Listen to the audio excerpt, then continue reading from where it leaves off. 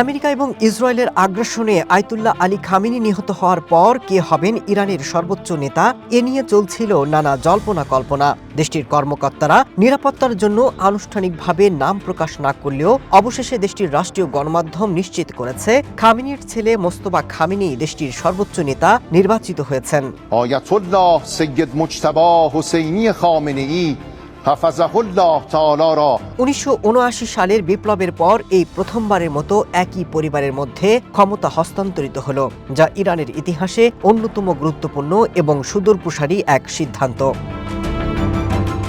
56 বছর বয়সী মোস্তফা খামেনি কখনো সরাসরি নির্বাচনে লড়েননি কিংবা জনমতের মুখোমুখিও হননি, অথচ গেল কয়েক দশক ধরে তিনি ইরানের শাসন ব্যবস্থার নিউক্লিয়াস বা ক্ষমতার কেন্দ্রে এক অতি প্রভাবশালী ব্যক্তিত্ব হিসেবে নিজেকে প্রতিষ্ঠিত করেছেন। বিশেষ করে ইরানের সবচেয়ে শক্তিশালী সামরিক শাখার বিপ্লবী গার্ড বাহিনীর সাথে তার সম্পর্ক অত্যন্ত গভীর।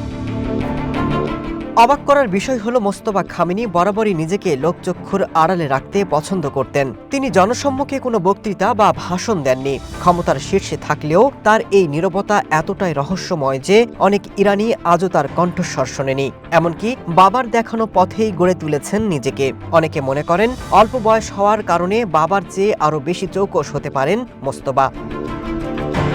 বিশ্লেষকরা বলছেন মোস্তফার এই প্রত্যাবর্তনে ইরানের প্রশাসনে কট্টরপন্থীদের নিয়ন্ত্রণ আরও শক্ত হওয়া, সেই সাথে অদূর ভবিষ্যতে পশ্চিমাদের সাথে যে কোনো আপোষ বা আলোচনার পথ কার্যত বন্ধ হয়ে যাওয়া।